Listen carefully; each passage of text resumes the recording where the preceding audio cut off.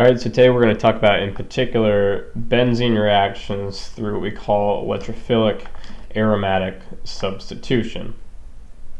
Okay, so we have a few questions when it comes to how benzene actually reacts, and the fundamental questions we're going to ask today are going to be these questions. First of all, why is benzene generally unreactive? Why couldn't you perform reactions on benzene the first semester of organic chemistry? Why do some groups activate or deactivate benzene? And we'll talk about what activation and deactivation means. What is ortho-meta-para-directing? Again, we'll talk about what that means when we get there. And what is the general mechanism for electrophilic aromatic substitution? Okay, so let's address the first question first. And that is, why is benzene generally unreactive? Okay, so let's go back to Organic Chemistry 1 and say, okay, we have benzene here. That's pretty much just like 3 double bonds in a row. We're very familiar with the bromination reaction where basically our product looks like this. So you form the polonium ion bridge intermediate, the other bromine comes on, and you get a trans addition to a double bond. And this is your final product. Okay, but we're saying here at the X on the yield arrow that this reaction doesn't actually occur.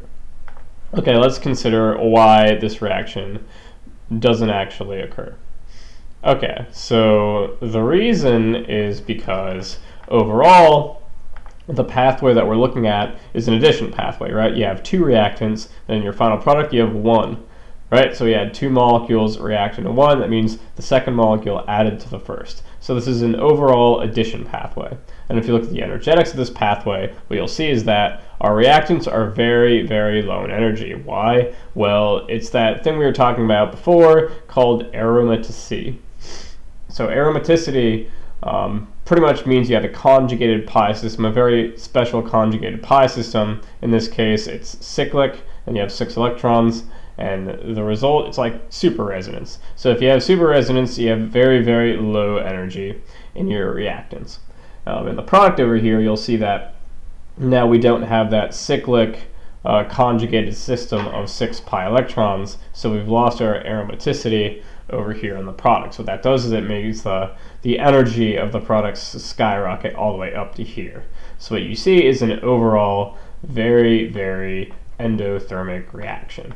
And that's one of the major reasons why you can't perform these kinds of reactions in Organic Chemistry 1. It's because the reactants are very low in energy and the products are very high in energy. So this is a very, very unfavorable reaction.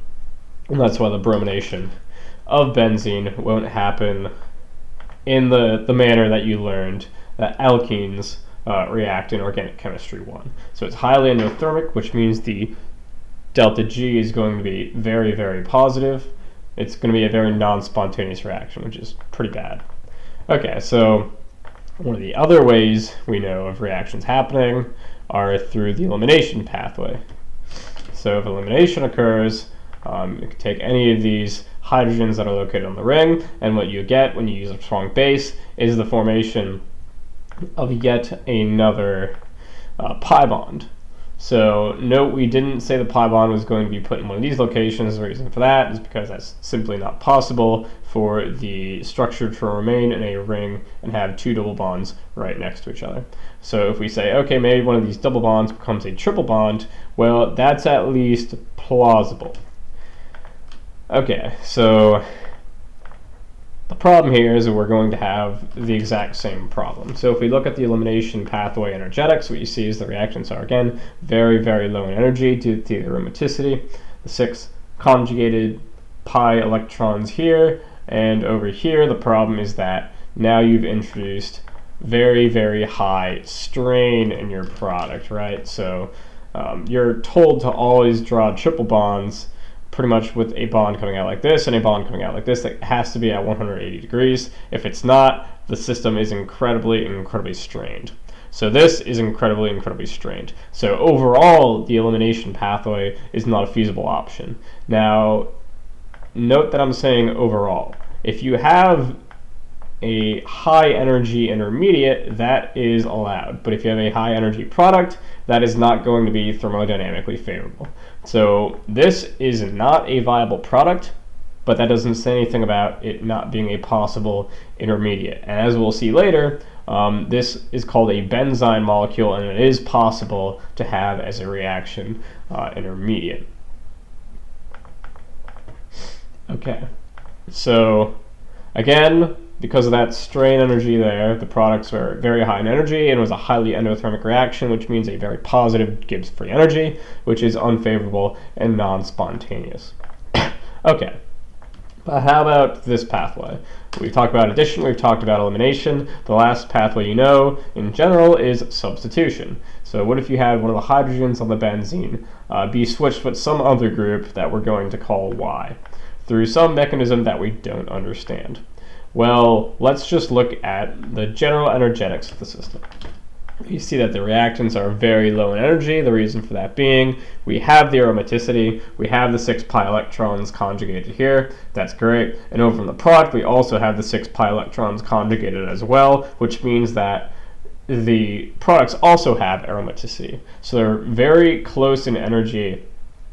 Well, they're at least on the same scale of energy as the reactants. How this group Y affects the energy, we don't know. That's why I have this dotted line here. Maybe it raises the energy, maybe it lowers the energy, but still the energy gap between the reactants and the products is much, much smaller than in the previous cases. So since the products have the aromaticity, the reaction is either slightly endothermic, which is something we could work with, or it is exothermic, which is great, which means we have lower energy here, and now it's in general, spontaneous reaction. The delta G is negative, and it's thermodynamically feasible. Okay, so as with alkenes and alkynes, the double bonds, or the pi bonds in particular, are still going to be nucleophilic. That is the same with benzene. These pi bonds are still electron rich. They're going to be nucleophilic, but, well, this is what we're going to be looking at. So in general, the only real concerted substitution mechanism that you know is the SN2 mechanism that occurs in one step. You're not going to be doing any SN2 really on benzene. When we're talking about electrophilic aromatic substitution, the mechanism that we're talking about will proceed through an intermediate here. So we're doing substitution overall, but that doesn't mean you can't do addition or elimination steps in between, as long as the overall pathway looks like this, where you have one group and you're substituting it out for another group, and that product is relatively stable. That is what we mean by overall. So here, I'll just restate that. The intermediate can be high in energy, and in most times it will be high in energy, because we're going to briefly interrupt the aromaticity before restoring it. What this means is that, remember, the difference between that peak here and the reactants is your activation energy. It means your activation energy is still going to be very, very, very high. And if you remember, the way that activation energy is related to other things is that the higher the activation energy you have, in general, the slower the reaction that you're going to have, because there's a higher activation barrier for the reaction to proceed through to go to any sort of completion. Okay. So now we know why benzene is relatively unreactive, and we know why we must have an overall substitution mechanism when we're going to be performing reactions on benzene right now. But let's talk about the phenomenon called activation and deactivation. So some groups will activate benzene, and some groups will deactivate benzene. First of all, let's define what these terms actually mean. So what does activation mean in the context of a benzene ring? Well, it means two things, really. One, it makes benzene more kinetically labile. You might be like, what the hell does labile mean? Well, it just means more kinetically viable. Reactions on benzene will happen faster if the benzene ring is activated. And secondly, we can make benzene reactions more thermodynamically favorable, which means we have more negative delta G. It's more spontaneous. Okay, so let's look at a Frost diagram. And this will be a little confusing. I'm going to tell you what to focus on, because otherwise you get a little crazy. So right now you don't need to understand the inner workings of this diagram so much, so don't copy it down really, just take a look at it. A Frost diagram basically takes a cyclic pi system, it transcribes it into its shape. So if you have a hexagon, you're going to basically draw a hexagon and inscribe it in a circle. And that is going to be the relative energy levels between the bonding and anti-bonding orbitals associated with that system.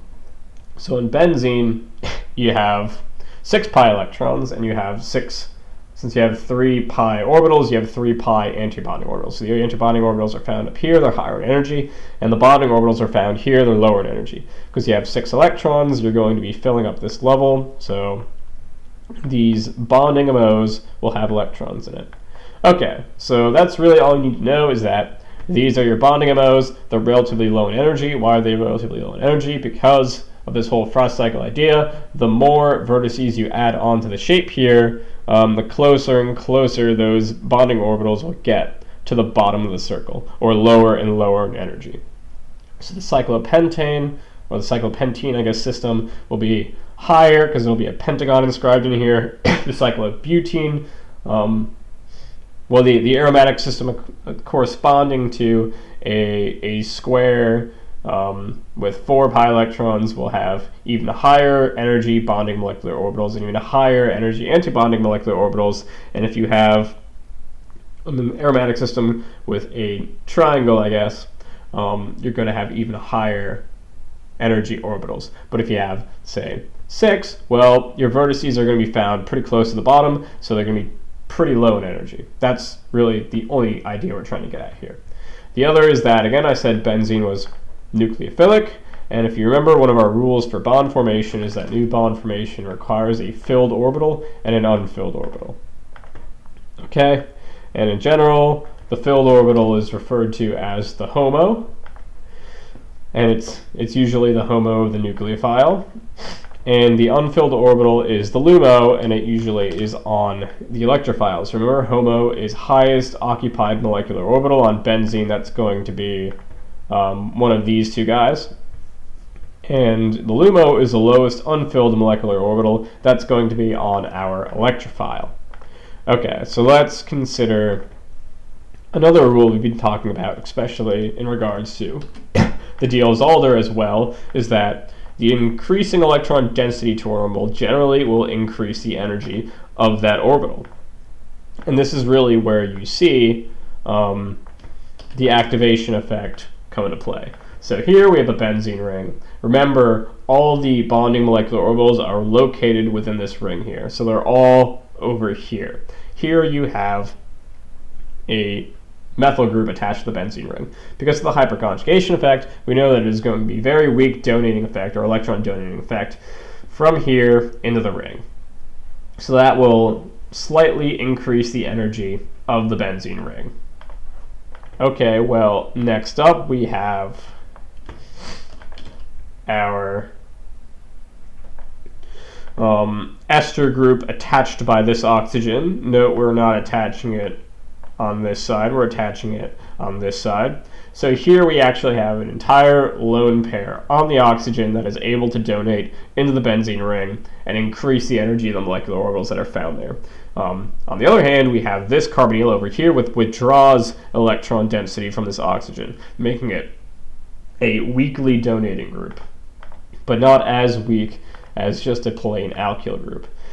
As it might make sense, the next best donating group is going to be an alcohol, because you have the raw power of the oxygen lone pair being able to donate into the ring without the hindrance of this carbonyl found over here. Even better, if you don't have the hindrance, maybe you have an aid, is the ether. So the ether has the lone pair of the oxygen, and again, this alkyl group, through hyperconjugation, is slightly donating. So it's donating some electron density to the oxygen, which is then able to donate its lone pair with the increased electron density into the benzene ring. And then you see pretty much the same effect happen with nitrogen, but nitrogen is even better at it. Why? Because nitrogen is less electronegative than oxygen, so it is more willing to share the electron density that it has. That's why the amino, or the NH2, is better than the alcohol.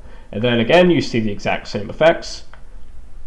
If you put on some alkyl groups attached to that nitrogen, it's going to enhance its donating ability because the hyperconjugation between these two, the R1 and the R2 are going to give electron density to nitrogen, which is then going to share it with the benzene ring. And then the best thing you could possibly have is a full charge. So this is a negatively charged oxygen donating its electron density into the benzene ring.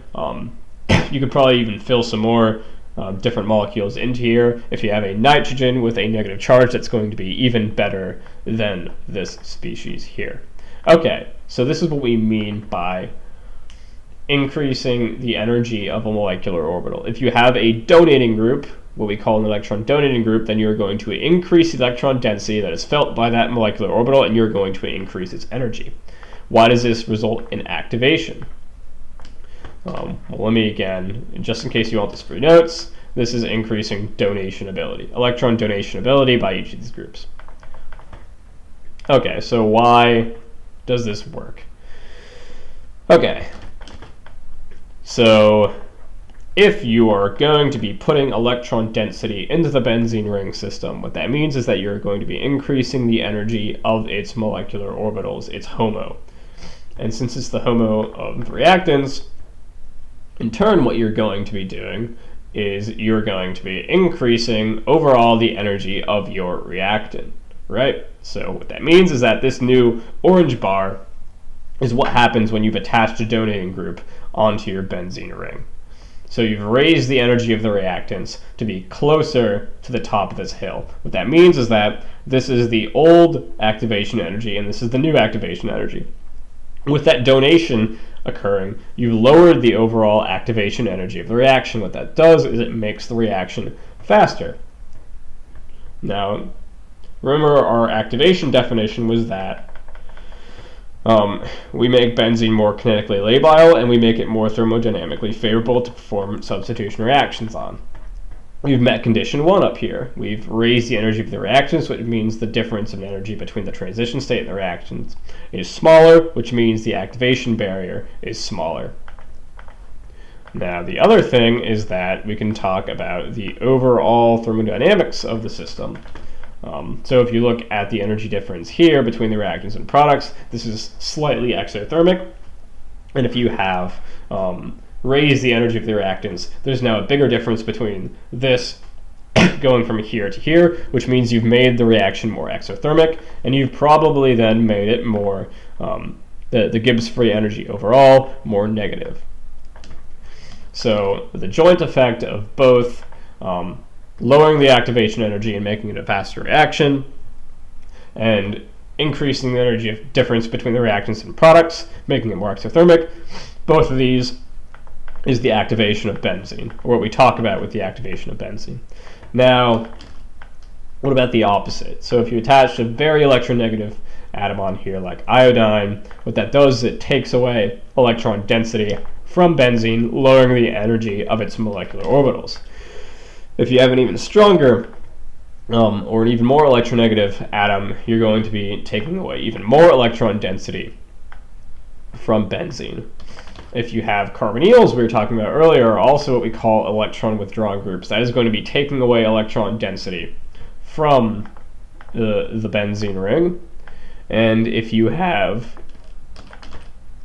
a cyano group, or, well, carbon's relatively electropositive, and you also have an electronegative.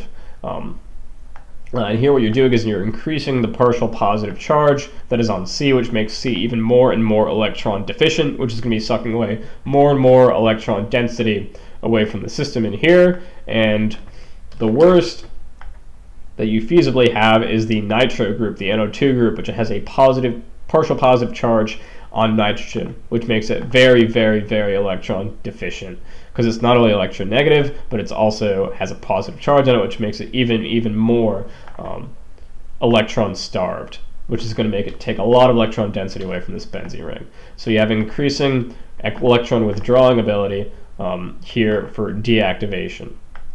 So what you'll see is the opposite effect in the energy diagram. As you'll see, the reactants go lower and lower in energy as you're losing electron density from those HOMO, which will again make the reaction endothermic or very, very slightly exothermic, and you'll have a very, very steep energy barrier to overcome for your activation energy. So this effect here, if you have the electron withdrawal group on benzene, is called the deactivation of benzene. Okay, so briefly, let's talk about the mechanism that you'll, in general, proceed through. When we're talking about, again, electrophilic, aromatic substitution. So just like if you're doing the halogenation reaction, you have the double bond being nucleophilic, and that will intercept some sort of electrophile. After that's done, you'll have your aromaticity basically lost in this intermediate step, but you'll undergo an elimination. They'll get you your final substitution product. So here you have an H, and here you have an E. So overall, it's a substitution reaction. But in the first step, it's an addition, and in the second step, it's an elimination. So addition plus elimination, overall, will get you a substitution. So lastly, let's talk about this idea of ortho, meta, para directing. Okay, so what is meant by this? This is a term you'll often see come up when we're talking about electrophilic aromatic substitution reactions on benzene.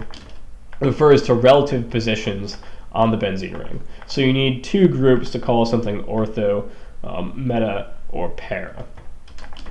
So here, if an electrophile adds to the benzene ring, and we're looking at the intermediate here, these groups are ortho to each other. Remember, don't use ortho, meta, and para unless you have multiple substituents on your benzene ring. It doesn't make sense if you only have one. These two groups are meta to each other. So they're one space away, which we're calling meta. These two groups we're calling para to each other. So this is ortho, 1 spot away, meta, 2 spots away, and para, 3 spots away, 1, 2, 3. Now, it depends on where they add during this initial step. That will give you either the ortho, meta, or para addition during that initial step of electrophilic aromatic substitution. So, right now we have an alcohol on there, which is a donating group. If we used one of the resonance tactics we learned earlier in Organic Chemistry 1, we could break these two pi bonds up into alternating charges, so minus plus minus plus. Instead of looking at all the resonance structures, because there's going to be a bunch. What you see is that when the donating group is ortho to the electrophile, you have a positive charge lined up with your donating group, which is fantastic because then you can have donation of this lone pair to here, which stabilizes that charge. On the other hand, if you have a meta addition and a donating group, it's terrible, right?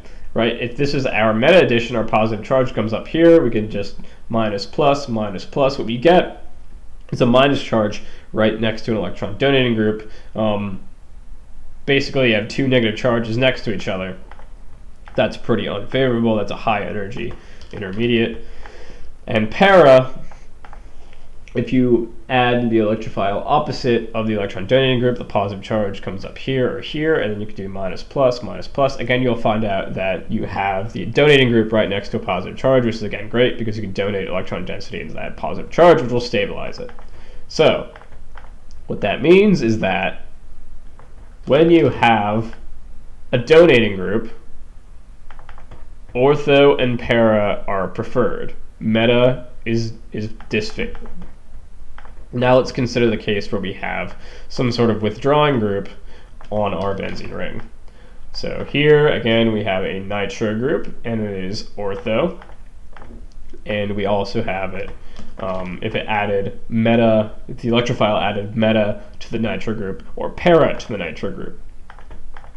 So again, we're going to use that tactic of breaking up, I guess, the Kekuli structures into alternating charges. So minus plus, minus plus, over here, minus plus, minus plus, and over here, minus plus, minus plus. What we get here, what we can look at very easily, is that for a withdrawing group, if you have an ortho group, just like here, you have two positive charges lined up. And in the para, you also have two positive charges lined up, but in the meta, you have a minus and a positive lined up. So for a withdrawing group, meta is the best addition you can get for the electrophile. So our conclusions are: donating groups both activate benzene and direct ortho and para when they're adding the electrophile in the initial step of the electrophilic aromatic substitution. Perhaps we should also bring down that reaction mechanism. These are the takeaways. And also, withdrawing groups will deactivate benzene, again, because you're removing energy from the HOMO. And they're best for meta-directors, and we saw that again from the resonance examples up above.